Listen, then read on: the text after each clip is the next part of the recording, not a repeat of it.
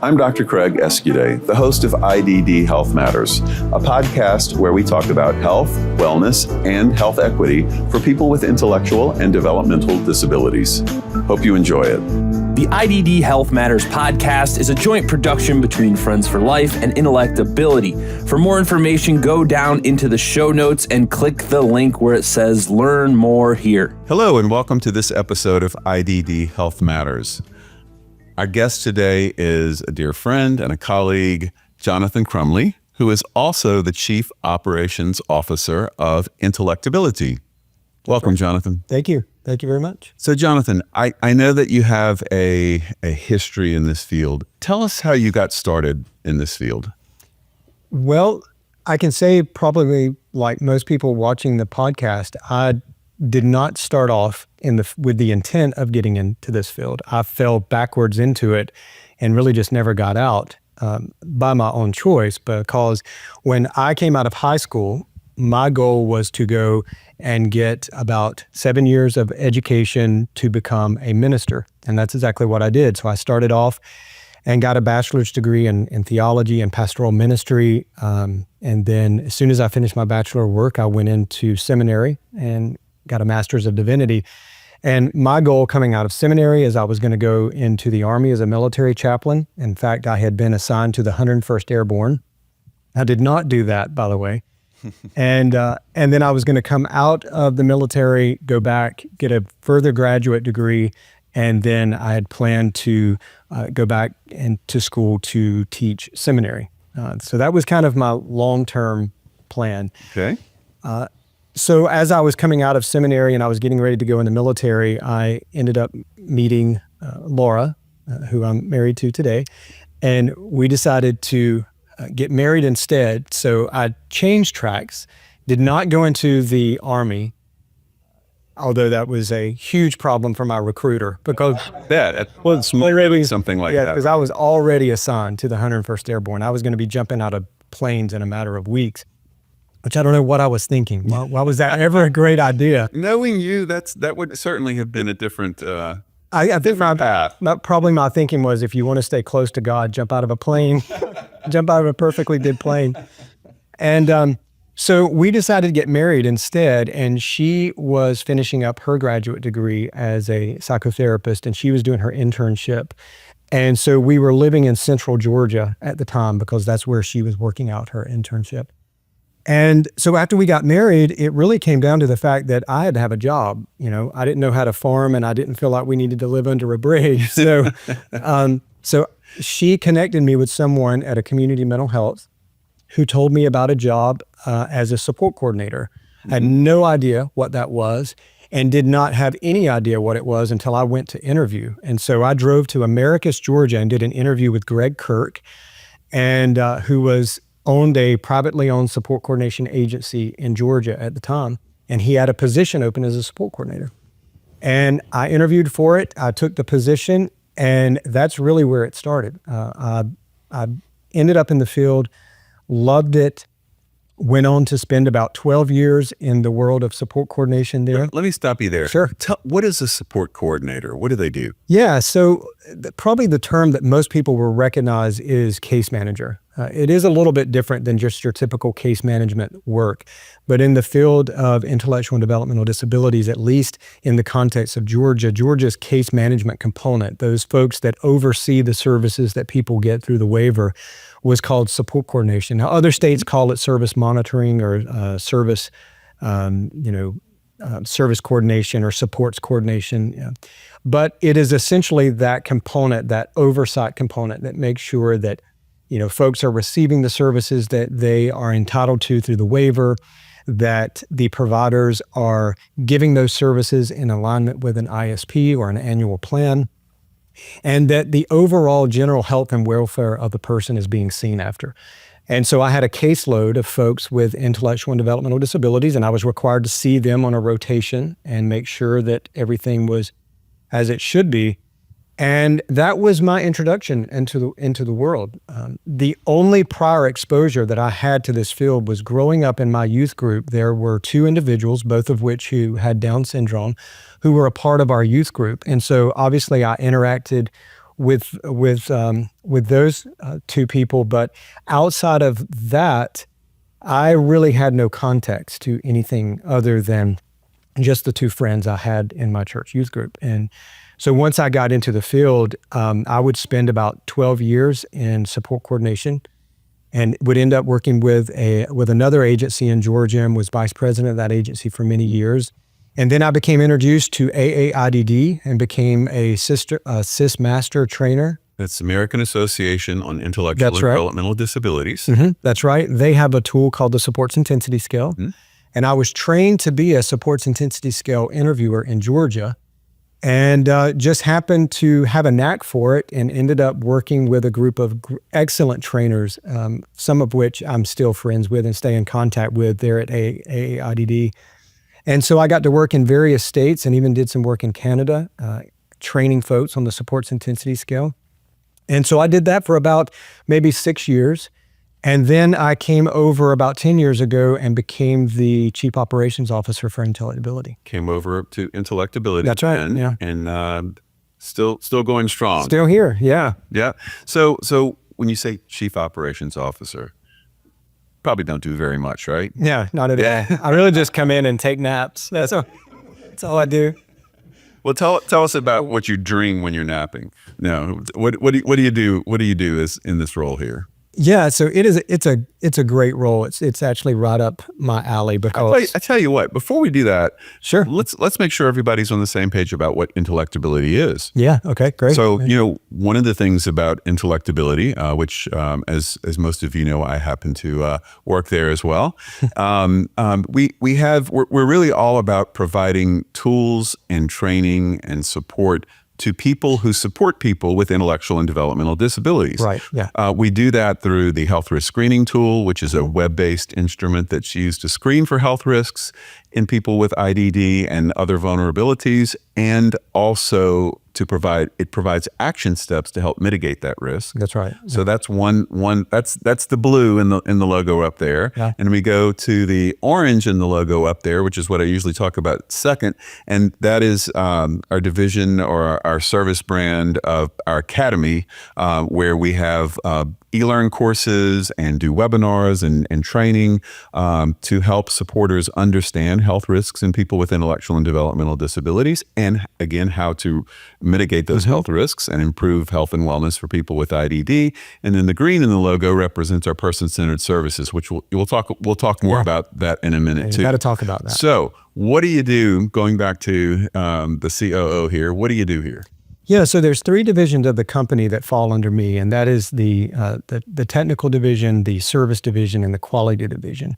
And so I have the pleasure of working with a great team of people to make sure that really all of our products that are client-facing are delivered in an effective, meaningful way, and that the client is fully trained up on how to implement and how to use any product, whether it's eLearn or whether it's the HRST or any of our person-centered thinking services, really making sure that the products are deployed to the client the way they're supposed to, and that the client is getting the maximum and full benefit of the product that they have purchased from us. And then also making sure that that experience as a whole is one that's deeply rooted in quality, meaning that if the client came to us with a problem and they wanted to use the HRST to help address that problem, ultimately, did the HRST do that? Did we help the client meet that outcome, and did we help them get to where they wanted to go?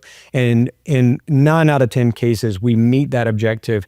And as the client gets more acquainted with the company and with the product, then we're able to help them meet other objectives that they didn't even really set out to meet, but they just, they didn't realize they had an objective or an outcome to meet until they started using the product. And I think that's really so important, or an important distinction, is that, the products and services that people use from IntellectAbility, they're not something that you just say, get access to, and then you just have to figure it out. Yeah, I mean, your whole division, your whole world is really about ensuring that people use those products and services as effectively as possible to help the people that they support receive the most benefit as possible. The ideal situation for us is for someone to come to us and purchase either the HRST or an eLearn or a person-centered services product. And we work with them to not only, like you said, just take the product and then walk away. What is a huge win for us is when the product actually begins to change the culture of the client. And now they're operating differently because of either the information the HRST is giving them or the training that they received from the eLearn or person-centered thinking training. And now what you've done is you've helped the agency change trajectory, and you've been able to leave a fingerprint there that really is one that the client is better as a result of your service. And that's really what we want. If the client never can reflect and say, we are better as a result of this service, then my divisions have not fully done their job. Something has gone wrong somewhere. Well, I can say that your division does its job very well. Yeah, well, we try to. And I wish I could sit here and take all the credit for it, but I have some key staff underneath me that just make it work. They just make it work. And what would I do without them? So I touched a little bit about the HRST and our Academy division, and I left person-centered services alone because I know you have some additional training in person-centered services and facilitate a lot of that work here too. So tell us a little bit about that. Yeah, and this is where I can say that, and I think one of the reasons that the person-centered services is so kind of near and dear to my heart is that, as I said earlier, I started off to go into ministry, which is a very person-centered career to go into. If you're going to be, either pastoring a church or doing pastoral counseling or teaching seminary, that's a very person-centered type work to do. And so I think that's why the person-centered role and the person-centered services that we have are really where, although I love the HRST and I love the eLearn, I really have a special place for the person-centered services because, the population of folks that we work with are still some of the most discriminated against on the planet. And there's so much misunderstanding and there's so much preconceived notions about folks with intellectual and developmental disabilities, even within the field.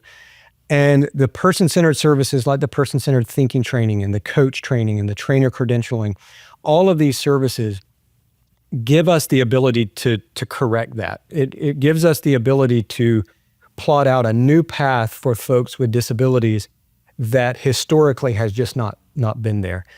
And to make an impact where we're not so hyper-focused on just keeping the person safe and keeping them alive, and that's most definitely important.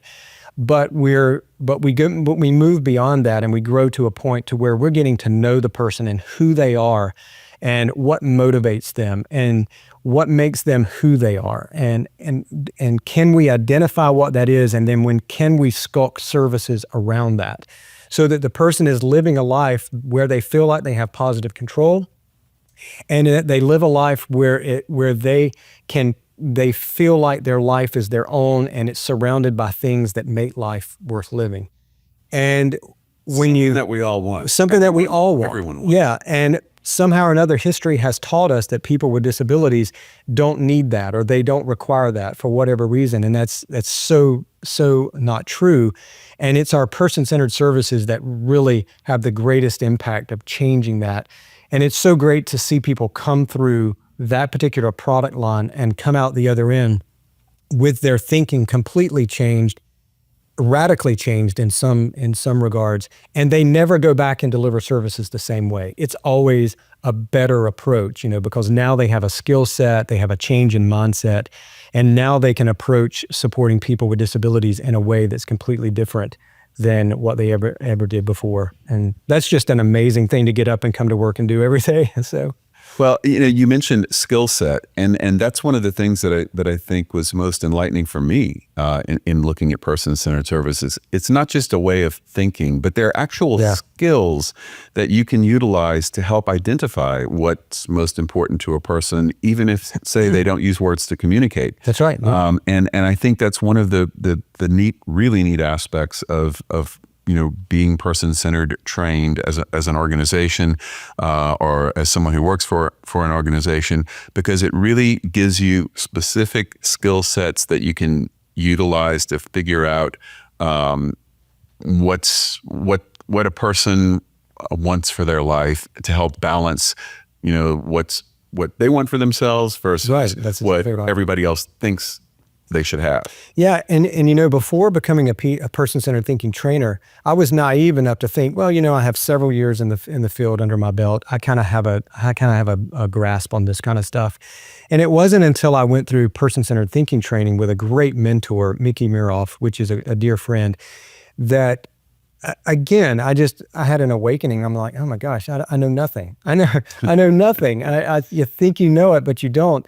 And the amount of skills and the ability that I gained from just becoming a person-centered thinking trainer was, again, it was just one of those pivotal moments in my career in this field where I was now able to see things different. And even though I don't do direct care, I don't work directly with folks with disabilities on a day-to-day basis, even how I run that area and how we're able to convey that training to a client, I was able to do that in a completely different way. And it was so rewarding to do person-centered thinking training and have people come up to you afterwards. And it was nothing that I had done necessarily other than just introduce a concept that was just as revelatory for me as it was for them now, and have them say, this training is completely changed how I'm going to deliver services. And what could you ask? Makes you feel like what you're doing makes a difference in people's lives. It does. And it's stories with everything that we do that we hear. That's exactly right. It doesn't look like what I thought it was going to look like. Yeah. I started off and, I have 7 years of theological education under my belt, which ultimately ended up being, as my dad would tell you, a very expensive Sunday school class that I've never once used. But the ministry that I ended up in, and I completely consider it a ministry, looked nothing like I thought it was going to look. But at the end of the day, it's definitely a great job to have. Friends for Life Residential Care, specializing in support for individuals with developmental disabilities, offers services like adult day support and home health care. Emphasizing empowerment and quality of life, we live by the motto, "My ability is stronger than my disability." We are currently hiring, welcoming those passionate about making a difference. Learn more and explore career opportunities at friendsforliferc.com.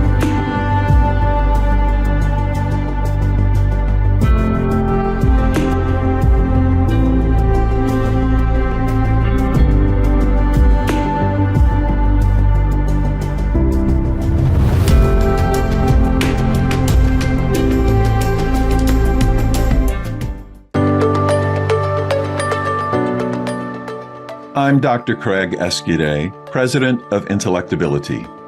State developmental disability agencies, managed care organizations, and providers across the United States use IntellectAbility's health risk screening tool, e-learn courses, and person-centered training to improve health equity for people with IDD.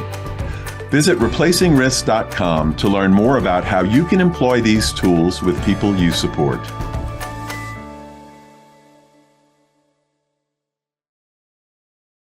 So, Jonathan, one of the things that I always do on the show is I call it 3 and 3. So it's 3 things in 3 minutes that you'd like our listeners to know, or words of wisdom or tips or whatever that you think can help improve the worlds of supports and services or health and wellness for people with intellectual and developmental disabilities.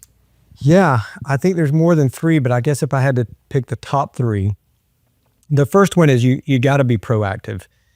In this field, with this particular population of folks, being preventative and being proactive when it comes to health and wellness, you can't place enough importance on that. And that's for a lot of different reasons, because as you said earlier, the person may not be able to communicate using words. And 2, this is still the most mysterious group of people to the population at large. So when the population at large gets a job in this field and they're brand new to the field, they're just like I was. And just like I was. Yeah, I can think about my caseload as a support coordinator all those years, and I can remember seeing things, but I didn't know to appreciate what I was seeing because it was manifesting different in the person on my caseload than it would someone else. And I just didn't always know to pick up on it. And so there were some ways that I could have been much more proactive and preventative in my mindset as a support coordinator that could have improved the quality of people's life, but I just didn't know what I didn't know. And so I think the ability to be as proactive as possible and as educated as possible on how this population manifests risk and how they manifest health deterioration, that can't be understated. Secondly, yeah, definitely. Secondly is, wins oftentimes come small in this work, but a win is a win. In fact, I heard just this week one of our PCT trainers say that very thing. A win is a win, no matter how large or small it is. And if you're out there and you're working as a support coordinator or a direct support professional, or no matter what your relationship is in the support network, celebrate the wins, even if they're small ones, even if the wins are, not monumental, but they're still a win. Take time to celebrate those things with the person, because oftentimes those things just get glossed over when they really should, time out, press pause. They really should be celebrated. And I like that. We don't celebrate enough things, I think, in this field for sure, or in life in general sometimes. So yes, that's right. I know I don't. I need to celebrate more. And then I think the last thing I'd have to say, going back to that theme of person-centeredness, is that we have to become comfortable not just focusing on what's important for the person, but also getting to know what's important to the person and finding a balance between those two things.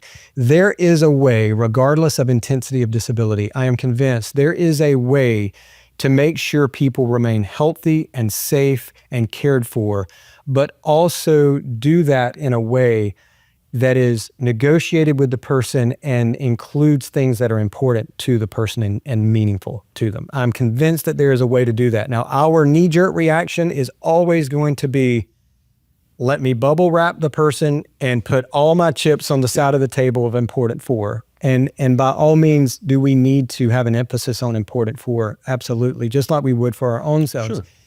But if we can figure out a way to include those things that are important to the person so that that support is balanced, so that we're supporting the person with the person and not in spite of the person, that is the key, isn't it? I think that is really the key on how do you help people live the best life.